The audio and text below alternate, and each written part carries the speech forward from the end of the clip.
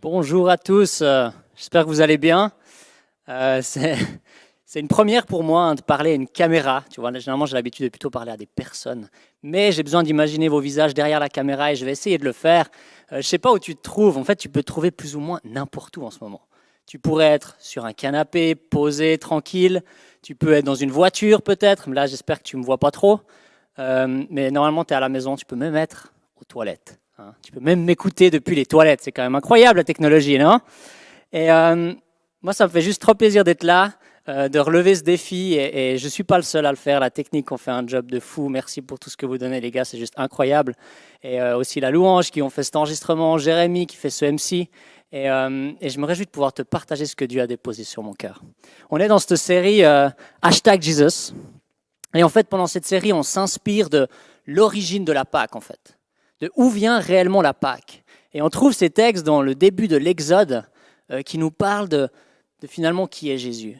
Et tu vois, j'ai souvent entendu cette phrase, je ne sais pas si tu l'as déjà entendu, que l'Ancien Testament est l'ombre du Nouveau Testament. Et en fait, je vois beaucoup de chrétiens, je ne sais pas comment toi tu te trouves, comment tu considères l'Ancien Testament, tu peux mettre sur le chat si tu veux, mais je vois beaucoup de chrétiens qui disent « Ouais, moi l'Ancien Testament, c'est pas pour moi. Non, non, non, non, non. Déjà le Nouveau, c'est déjà compliqué, mais l'Ancien, laisse tomber. » Je t'encourage, il y a des perles dans l'Ancien Testament. Il y a des choses tellement magnifiques dans l'Ancien Testament qui peuvent nous montrer qui est Jésus, qui il est et ce qu'il a accompli en fait sur la croix. Et c'est ça qu'on regarde ensemble pendant cette série. Alors juste envie de commencer en lisant ce verset, Luc 22, 15 à 16, qui dit, donc c'est Jésus qui dit, si jamais, « J'ai vivement désiré célébrer cette Pâque avec vous avant de souffrir. En effet, je vous le déclare, je ne la mangerai plus jusqu'au jour où tout ce qu'elle signifie sera accompli dans le royaume de Dieu. » Et tu vois, cette parole de Jésus, elle vient montrer pourquoi on fait cette série. Jésus dit jusqu'à que tout ce qu'elle signifie soit accompli dans le royaume de Dieu. Et en fait, pendant cette série Hashtag Jésus, on essaye de comprendre qu'est-ce que cette Pâque signifie. Qu'est-ce qu'elle nous montre que Jésus a fait pour nous. Et Emmanuel, la semaine passée, a déjà dit plein de choses. Jérémy, il y a 2 semaines aussi. On aura encore des messages par la suite. Et tu sais, il y a un peu 2 types de messages quand tu prépares. Il y a ceux où tu essayes de trouver du contenu pour 30 minutes. Puis il y a ceux où tu dois essayer de canaliser pour que ça rentre dans 30 minutes. Tu vois. Et moi, je suis plutôt dans la deuxième variante où en fait, il y a tellement de contenu. C'est de la folie. Le mouvement d'ICF nous a préparé 21 pages de contenu pour cette prêche. Impossible. Une page, ça prend 5 minutes, tu vois. Donc, c'est juste complètement de la folie. Et du coup, je vais me concentrer sur une partie de ce qu'on peut en prendre. Et ce soir, le thème, c'est « Get Going ». Et j'ai envie de traduire ça, je sais que ce n'est pas la traduction littérale pour les anglophones qui nous regardent, mais j'ai envie de traduire ça en français. À vos marques, prêts, partez. À vos marques, prêts, partez. C'est vraiment ce qui m'a touché quand j'ai lu ce texte. C'est un peu une image créative, cette image de la personne qui part dans la course, qui est prêt à se lancer. Et moi, c'est vraiment ce qui m'a impacté. Et le premier élément, c'est à vos marques. À vos marques. Et en fait, c'est prendre conscience déjà que quelque chose va se passer. Prendre conscience que quelque chose est en train d'arriver. Et dans la Bible, en fait, on trouve ça dans les promesses. Dieu est un Dieu qui aime faire des promesses, qui aime dire des choses, promettre des choses qui vont arriver dans le futur. Et ces promesses, c'est les à vos marques. C'est de vouloir dire, il y a quelque chose qui va se passer là. Il y a quelque chose qui va arriver. Est-ce que vous êtes prêts? Est-ce que vous êtes à vos marques? Et on voit dans Exode 11.1 que l'Éternel fait cette promesse à Moïse et au peuple hébreu. Il leur dit, « Je vais faire venir encore un fléau sur le Pharaon et sur l'Égypte. Après cela, il vous laissera partir d'ici. Lorsqu'il vous laissera enfin partir, il vous chassera même d'ici. » Il faut juste se rendre compte du contexte de ce verset. Déjà, le peuple d'Israël a vécu 400 ans d'esclavage. 400 ans d'esclavage. On sait, dans la Bible, c'est écrit qu'ils ont crié à Dieu à un moment. Mais on ne sait pas à quel moment ils ont crié à Dieu. Est-ce qu'ils ont crié à Dieu après 50 ans d'esclavage? Est-ce qu'ils ont crié à Dieu après 100 ans d'esclavage? Est-ce qu'ils ont crié à Dieu après 200 ans d'esclavage? On ne sait pas. Tu vois ce que je veux dire? Et imagine 200 ans d'esclavage. Ça veut dire qu'il y a des personnes qui ont crié à Dieu et qui sont morts avant de voir quelque chose se passer. Donc dans la Bible, souvent on lit la promesse, puis quelques pages après on voit l'accomplissement. Puis on est là, ah, facile avec Dieu. Mais on ne se rend pas compte des 400 ans qui entrent les deux pages. Une des promesses les plus longues dans la Bible, c'est celle que Dieu fait à Adam et Ève. Au moment où ils mangent la pomme, Dieu leur promet déjà que Jésus va venir. Il leur dit que la descendance d'Ève va écraser la tête du serpent. Mais il faut attendre des milliers d'années avant que Jésus vienne réellement sur terre. Donc, entre la promesse et l'accomplissement, des fois, il y a un délai. Il faut juste s'imaginer que les Israélites vivent ça. Et le deuxième élément, c'est qu'avant ce 10e fléau qu'on lit là, il y en a eu 9. 9 fléaux. Et aucun de ces fléaux ont fait plier le pharaon. Tu sais, moi, j'aime bien cuisiner. Et quand je fais une recette 9 fois, et que 9 fois, elle ne marche pas, puis quelqu'un vient vers moi qui me dit, la 10e, ça sera la bonne. Je lui dis, mais non. J'ai fait 9 fois, ça n'a pas marché. La 10e, ça ne va pas marcher.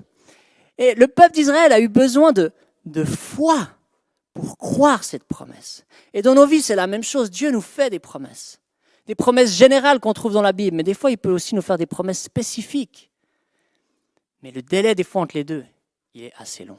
Et en fait, ce que Dieu va demander au peuple d'Israël, c'est de se saisir de cette promesse. Et pour ça, il va leur demander, en fait, il va leur donner les instructions de la fête de la Pâque. Il va leur dire, il faut sacrifier un agneau, etc., etc., etc., etc. Et les Israélites, en fait, ils doivent se saisir de cette promesse en faisant ce repas de la Pâque. Tu comprends ce que je veux dire? Ils doivent se saisir de cette promesse en faisant le repas de la Pâque. C'est le à vos marques. Dieu leur dit, à vos marques, quelque chose va se passer.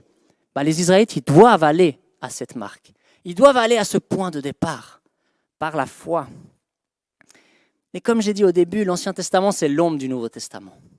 Et Jésus, en fait, il nous fait des promesses. Et peut-être la promesse la plus générale que Jésus fait, qui résume ce qu'il accomplit sur la terre, c'est Jean 3,16. Tu as peut-être déjà vu ce petit Jean 3,16 derrière une voiture, on en voit un peu partout. Enfin, pas ces temps parce qu'il n'y a pas beaucoup de voitures.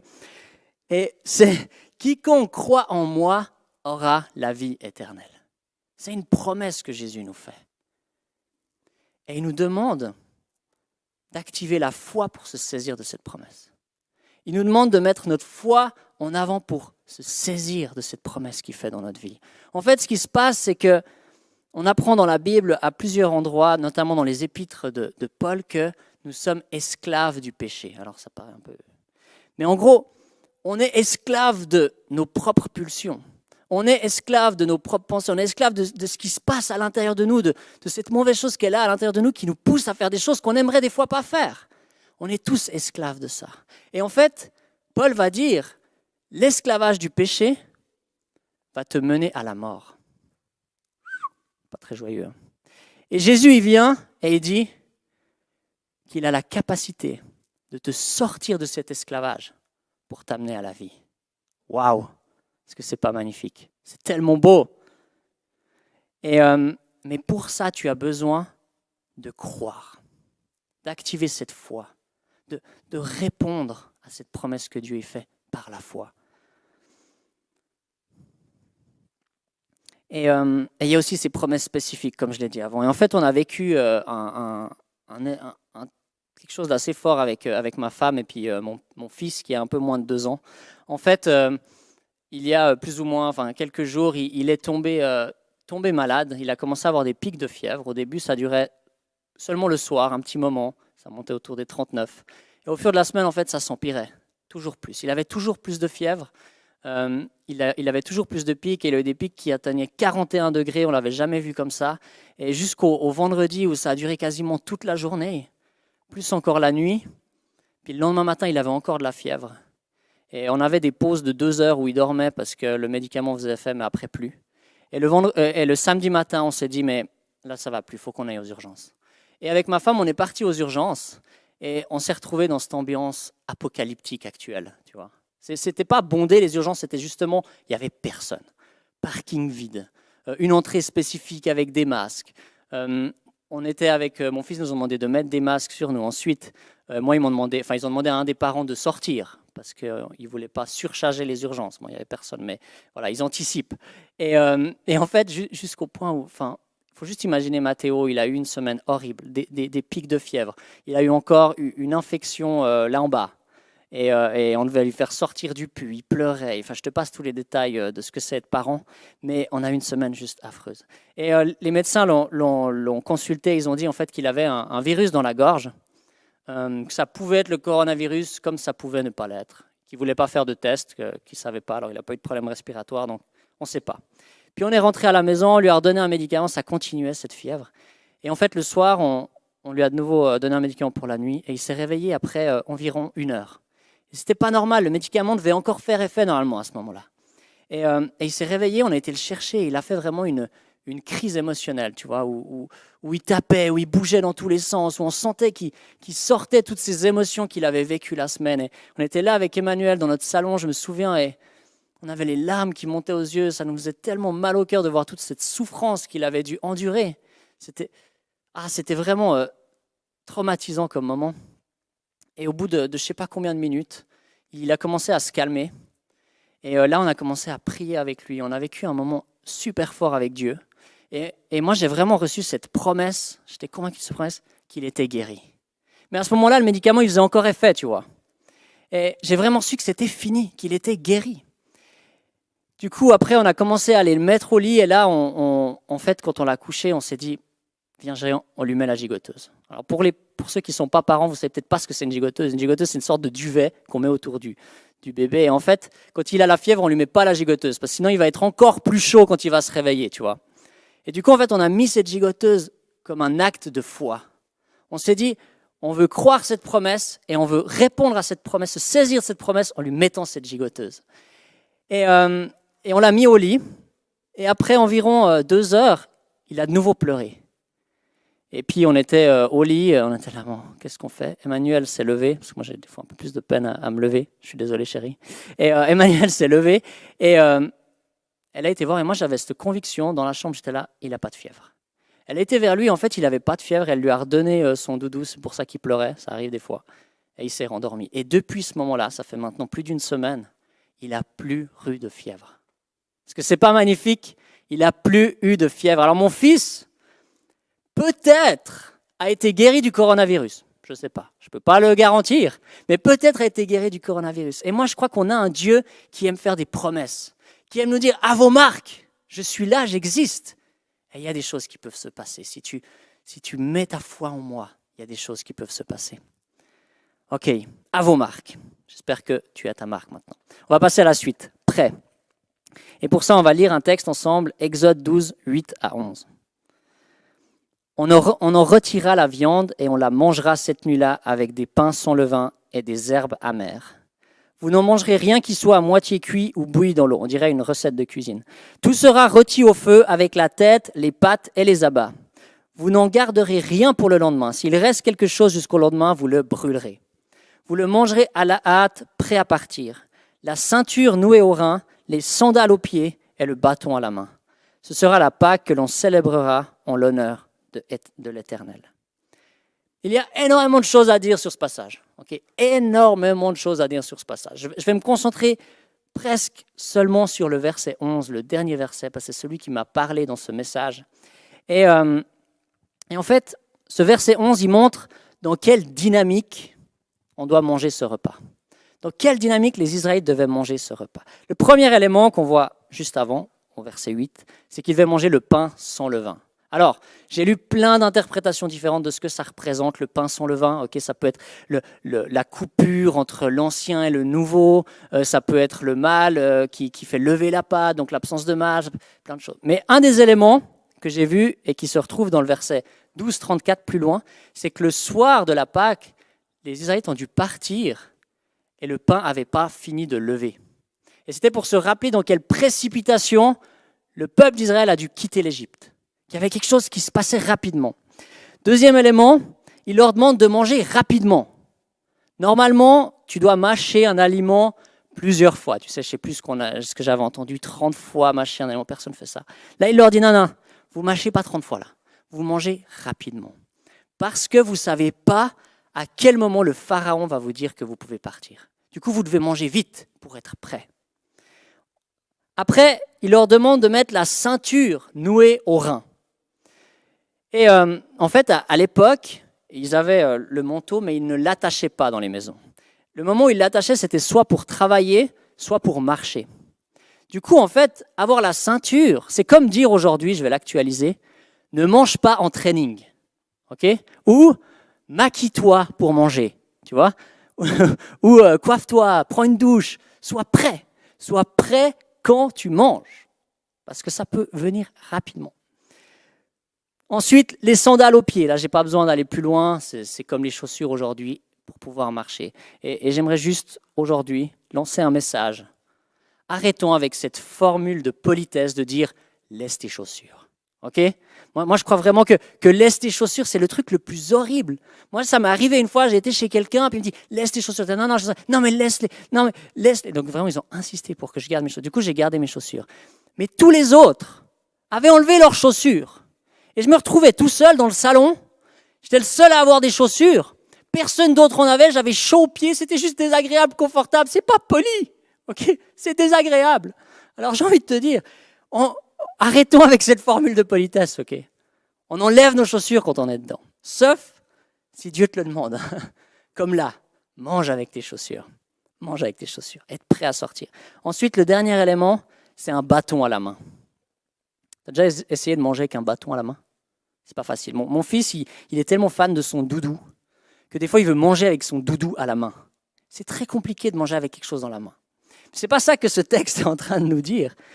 Ce qu'il est en train de nous dire, c'est que le bâton à la main, c'est un signe de caractère de pèlerin. Dieu, il attendait de son peuple qu'ils aient un caractère de pèlerin. Une attitude de randonneur. Une attitude de quelqu'un qui est prêt à se déplacer, qui est prêt à bouger, qui est mobile. Et j'ai lu ce mot pèlerin dans les commentaires et il m'a tellement touché parce que j'ai réalisé qu'en fait, on est appelé à être des pèlerins sur cette terre en tant que chrétiens. Jésus dit plusieurs fois, vous n'êtes pas de ce monde. Vous êtes dans le monde, mais vous n'êtes pas de ce monde. Il encourage plusieurs fois à ne pas s'attacher aux choses du monde, mais à s'attacher aux choses éternelles. Et on est appelé à être des pèlerins dans le monde. Et tu vois, qu'est-ce qui s'est passé avec les Israélites? Si on dézoome un peu cette histoire, il y a une famine. Ils n'ont plus rien à manger. Alors ils décident de descendre en Égypte pour aller trouver à manger. Et là, ils retrouvent leur frère qui a vécu le Egyptian Dream. Okay, ce n'est pas le American Dream, c'est le Egyptian Dream, tu vois. Il a réussi, il a une bonne situation, il avait certainement une grande maison, des servants, tout se passe bien. Et il a fait des stocks et du coup, il y a de la nourriture. Alors à ce moment-là, il décide de tous déménager en Égypte, de s'installer en Égypte. Et là, ils s'installent, ils peuvent manger à satiété et ils commencent à se poser, à construire une maison, à s'installer, à se positionner, à avoir un métier, ils se posent, ils font plein de bébés, c'est aussi dit dans le texte, jusqu'au moment en fait où cette situation va devenir une situation qui va les emprisonner. Cette situation va devenir une situation qui va les étouffer, tu vois. Et moi, je crois que dans nos vies, tellement souvent, on vit la même chose. Moi, je me souviens, il y a quelques années, Dieu nous a fait un magnifique cadeau.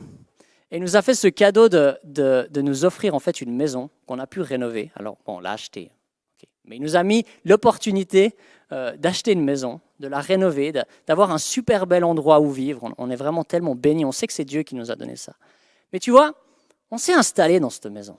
On s'est posé dans cette maison. En plus, on a une jolie vue. On est bien dans cette maison. Et en fait, au bout d'un moment, quelque chose qui était bien a commencé à me prendre, tu vois. Je commençais à voir toutes les choses que je pouvais faire dans cette maison. Je commençais à voir l'annexe que je pouvais construire devant, ce truc que je pourrais rénover comme ça, etc. Et en fait, à un tel point que c'est devenu un poids en fait dans ma vie. J'arrivais plus à me poser calmement à la maison et juste chiller. Parce que je regardais des choses et puis j'étais là, mais non, ça va pas. Et en fait, moi je crois que dans la vie, c'est des fois ça. Des choses bonnes, des choses saines nous emprisonnent parce qu'on met notre confiance dedans. Parce qu'on s'attache trop à ces choses-là. Et Dieu nous appelle à être des pèlerins. Dieu nous appelle à pas s'attacher aux choses de ce monde, mais à s'attacher à lui, aux choses qui sont éternelles. Notre relation avec Dieu, notre relation avec nous-mêmes, notre relation avec les autres, ça, c'est des choses qui sont éternelles. Et Dieu nous appelle à nous attacher à ces choses-là. Et j'ai entendu une phrase d'un rabbin qui m'a beaucoup parlé, qui disait en fait que le plus dur n'était pas de sortir le peuple d'Israël d'Égypte, mais que l'Égypte sorte du cœur des Israélites. Waouh! Je la redis une fois parce qu'elle est tellement incroyable, cette phrase. Le plus dur n'était pas de sortir le peuple d'Israël d'Égypte, mais que l'Égypte sorte du cœur des Israélites. Les Israélites avaient commencé à s'attacher. Ils ont commencé à s'attacher à la culture égyptienne, aux dieux égyptiens. Combien de fois dans le désert, après, ils disent « Viens, on retourne en Égypte ». Alors qu'ils étaient esclaves, ils veulent quand même retourner là-bas. Leur cœur a commencé à s'attacher à ces choses. Et dans nos vies, des fois, on fait la même chose, on s'attache aux choses de ce monde. Et tu vois, dans cette période de vie tellement bizarre, aussi bizarre que de parler devant une salle vide, cette période de vie tellement bizarre, en fait, toutes les choses de ce monde qui paraissaient intouchables s'arrêtent. Les boîtes de nuit ont fermé. Quoi? Il n'y a rien d'autre qui pourrait faire arrêter les boîtes de nuit. Impossible. Le sport, pas un événement sportif a encore lieu. Plus rien. Tout s'est arrêté. C'est tellement hallucinant. Et je me suis perdu, mais il y a encore l'économie qui se casse la figure.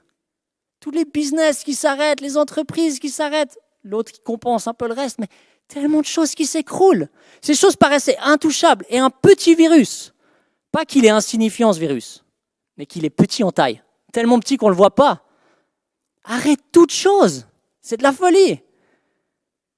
Mais il y a un qui restera toujours, qui tiendra au travers de toutes les épreuves. C'est Jésus. C'est ce Dieu merveilleux qu'on a. Et si on a bien un envers qui ça vaut la peine de s'attacher, c'est lui. Parce qu'il nous abandonnera jamais. Notre relation avec Dieu, c'est quelque chose qui est éternel. Et moi, j'ai envie de te dire, pour être prêt, tu as besoin d'être près de Jésus. Pour être prêt, P-R-E-T, tu as besoin d'être près, P-R-E grave S, de Jésus. Parce que c'est dans cette intimité que tu peux vivre avec Dieu. C'est dans cette relation tellement forte que tu peux vivre avec Dieu que tu vas pouvoir avoir un juste détachement vis-à-vis des choses. Tu ne nous appelles pas à ne rien avoir, à être détaché complètement des choses, mais il nous appelle à avoir une juste distance vis-à-vis des choses de ce monde et un attachement à lui. Et c'est dans cette intimité avec Dieu que tu peux vivre ça. Jésus dit souvent dans le Nouveau Testament, veillez et priez. Prier, c'est quoi? C'est parler à Dieu. C'est vivre une relation avec Dieu. Et je t'encourage pendant cette période, sois près de Jésus. Investis dans ce qui est éternel. Relation avec Dieu, relation avec les autres. C'est fou de voir que quand tout s'arrête, qu'est-ce qui reste? La famille. Je me dis des fois, ceux qui ont négligé leur famille depuis de nombreuses années, ils doivent s'en prendre un petit peu plein la figure, tu vois. Tout ce qui reste, c'est la famille, c'est les relations. Et puis, une relation avec Dieu qui peut rester. Je t'encourage, investis dans ces choses ces prochains temps. Prends soin de ces choses qui vont durer éternellement. Jésus il va dire une parabole en fait dans un de ses évangiles que je trouve magnifique. Luc 12, 35 à 38. Il dit « Mettez une ceinture à votre taille. » Donc, ça fait tout de suite penser au repas de la Pâque, la ceinture à la taille. « Et tenez vos lampes allumées. » C'est plus le bâton, là, c'est la lampe allumée. « Soyez comme des hommes qui attendent que leur maître revienne des noces, afin de lui ouvrir dès qu'il arrivera et frappera. Heureux ces serviteurs que le maître à son arrivée trouvera éveillés. Je vous le dis en vérité, il mettra sa ceinture, les fera prendre place à la table et s'approchera pour les servir. Qu'il arrive au milieu ou vers la fin de la nuit, heureux sont ses serviteurs s'il les trouve éveillés. » Et en fait, dans ce passage, je vais pas le commenter plus loin, mais il y a un élément intéressant, c'est qu'il y a une inversion. Le maître finit par servir les serviteurs. Jésus te demande de mettre une ceinture, de servir, pour qu'ensuite, lui te serve. Waouh! C'est fou. Moi, j'arrive pas à imaginer Jésus qui me sert, genre à table, tu sais. J'arrive pas à imaginer ça. Mais c'est ce qu'il dit dans ce passage. Il dit, sers, parce qu'un jour, je vais te servir aussi. Je vais te témoigner de l'amour. Et on ne va pas être attaché aux choses de ce monde, mais on doit être attaché à ce Dieu tellement merveilleux qu'on a. Et moi, j'ai envie de te poser cette question. Comment est-ce que tu réagis si je te dis que Jésus revient bientôt? Hein, tu peux mettre dans le chat si tu veux. Est-ce que tu flippes, genre, oh, ou est-ce que tu dis, yeah, come on, trop beau? Moi, la plupart du temps, ce que j'entends autour de moi, et ce qui a été la plupart de ma vie le cas, c'est plutôt je flippe, tu vois. Je me dis plutôt, ouais, j'ai encore plein de choses à faire, plein de pays à visiter, plein de trucs, tu vois. Et puis tu dis, non, reviens pas, ça me fait flipper, la fin du monde, tout ça. Non, Jésus, reviens pas. Et en fait, j'ai eu cette réflexion justement samedi dernier, on a eu ce temps avec mon fils où je me disais, mais en fait, on a besoin que Jésus revienne. Et si tu flippes de savoir que Jésus revient, c'est qu'en fait, tu as une vie trop confortable. Parce que si tu vis des misères, si tu vis dans la souffrance, si tu vis des situations terribles, tu n'attends qu'une chose, c'est que quelqu'un vienne te libérer de ça. Et moi, quand je voyais mon fils pleurer, faire cette crise, voir toute cette souffrance, je me disais, mais Jésus, on a besoin que tu reviennes. On a besoin que tu nous libères de ce monde qui est tordu, de ce monde qui va de pire en pire. On a besoin d'un espoir qui vient de toi. Et en fait, je crois que les pays les plus démunis, ils attendent, ils sont attachés au monde spirituel, ils veulent vivre quelque chose dans le monde spirituel, ils ne sont pas attachés aux choses de ce monde. Et je crois qu'être chrétien et avoir peur du retour de Jésus, c'est une contradiction, tu vois. Parce qu'en fait, le retour de Jésus, il va confirmer ta foi. Si Jésus revient, il met fin au doute. Tu as cru dans la bonne chose. Ça confirme ce que tu crois. Alors on doit se réjouir de sa venue.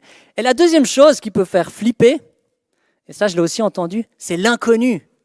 Ouais, mais je ne sais pas ce qui va se passer, tu vois, si Jésus revient. Je sais pas ce qui va se passer. Et je discutais avec ma femme et je lui disais, mais tu vois, chérie, si demain je te dis, je te fais une journée surprise, tu réagis comment? Tu stresses? Elle me dit, non, je ne stresse pas. Pourquoi tu ne stresses pas? Parce que tu sais que je connais tes goûts. Parce que tu sais que je connais ce que tu aimes. Et aussi, tu sais que je te veux du bien. Que je ne vais pas te faire un truc horrible. Du coup, tu ne stresses pas. Et tu vois, en fait, avec Dieu, c'est la même chose. Dieu, il connaît tes goûts. Mieux que quiconque, il connaît tes goûts. Et il veut ton bien. Il veut te donner le meilleur. Du coup, on doit être prêt. On doit se réjouir que Jésus va revenir un jour. Je n'ai pas envie de te dire quand, ok? Les personnes qui disent, ouais, moi je crois que c'est telle date, le 31 mars. Ça existe, ouais, ça existe le 31. Moi, je regarde ça parce que janvier, février, mars, je ne sais pas si tu connais. Il revient le 31 mars. Et non, c'est pas ça. On ne doit pas dire la date de quand il revient, mais c'est une attitude de cœur. Est-ce que je suis près de Jésus? Est-ce que je suis suffisamment près de Jésus pour être prêt à vivre quelque chose avec lui? Est-ce que je suis suffisamment près de Jésus pour m'attendre à qu'il se passe quelque chose dans ma vie?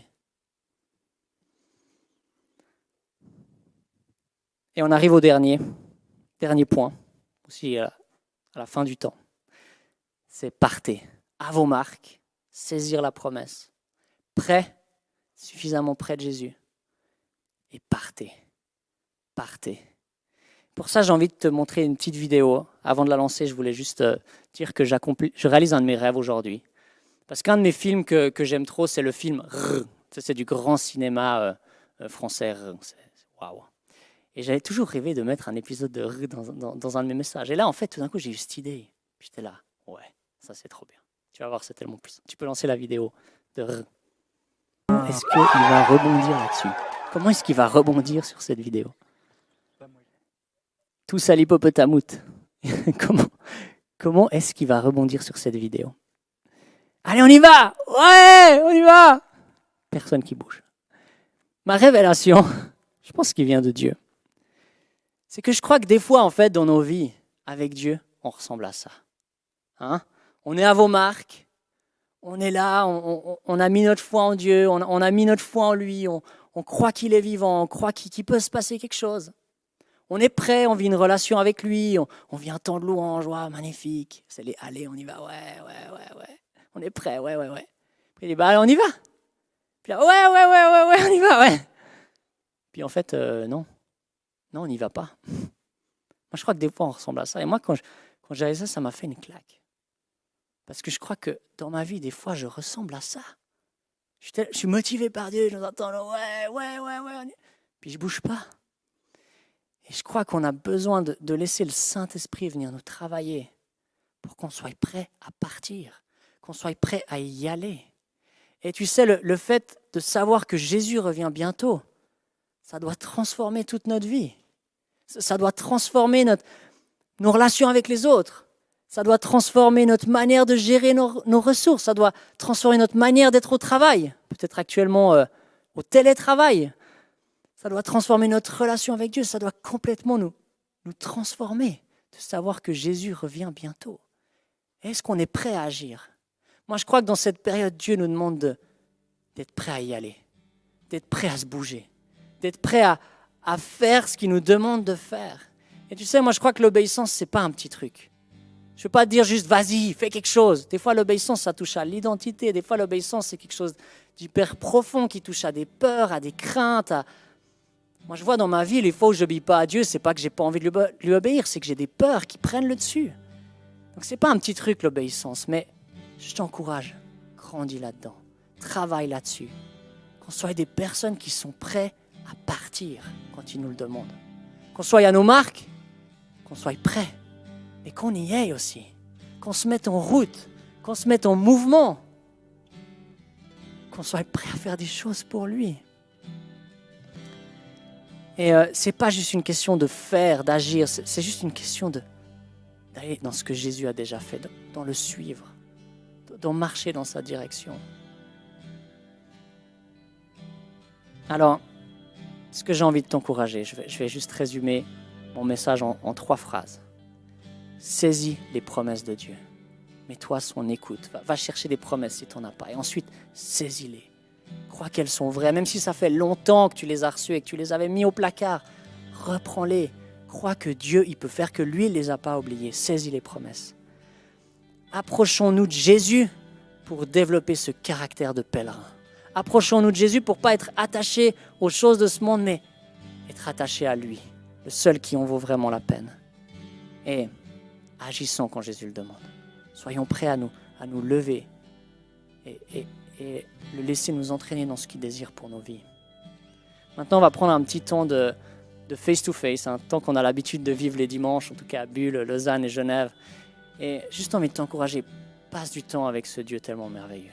Prends juste ces quelques minutes qui sont là pour passer du temps avec lui. Tu auras quelques questions sur une slide et tu peux juste te laisser guider par ces questions-là ou pas du tout t'inspirer comme tu veux, mais prends un temps avec ce Jésus. J'ai juste envie de prier pour remettre ce moment et pour remettre ces paroles. Seigneur, moi je te remercie parce que tu es un Dieu qui nous veut du bien. Tu es un Dieu qui nous veut du bien.